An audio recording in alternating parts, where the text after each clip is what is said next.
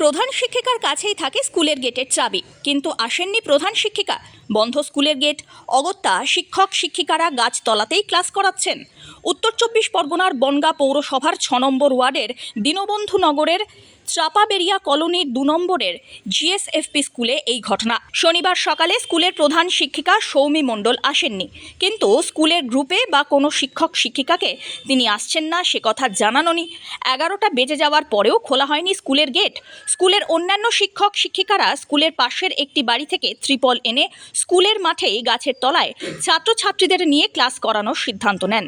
যেমন ভাবা তেমন কাজ। গাছতলাতেই ক্লাসরুমে পরিণত করেন শিক্ষকরা। অভিভাবকদের অভিযোগ, প্রধান শিক্ষিকার ব্যবহার খারাপ। তিনি স্কুলের ছাত্রছাত্রীদের সঙ্গে বাজে ব্যবহার করেন। প্রধান শিক্ষিকাকে অন্যত্র বদলি করে দেওয়ার দাবিও তুলেছেন অভিভাবকরা। এটা আজকে আমাদের কোনো গর্বের দিন নয়, খুব কষ্টদায়ক আজকের দিনটা আমাদের সকল টিচারদের কাছে।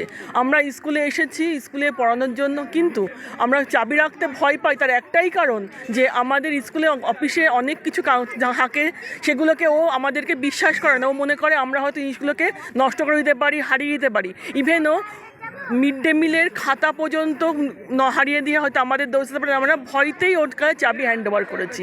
হেড টিচার তিনি স্কুলে আসেন, এসে স্কুল খুলে দেন। আমরা নিয়ম মতন সময় মতো আসি, এসে স্কুলে সমস্ত কাজ ক্লাস করি।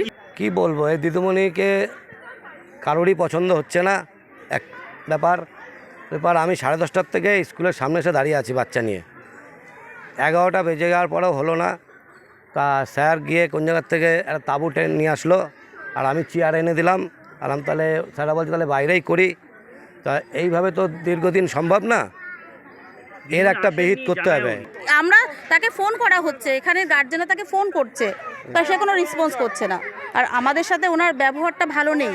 আমরা এটা নিয়ে এসআই ম্যামকে, আমাদের কাউন্সিলরকে, আমাদের পৌরপ্রধানকে, ইভেন আমাদের প্রেসিডেন্টকে আমরা সবাই জানিয়েছি। আমরা থানায়ও এর একটা ডায়েরি করেছি। Bureau report.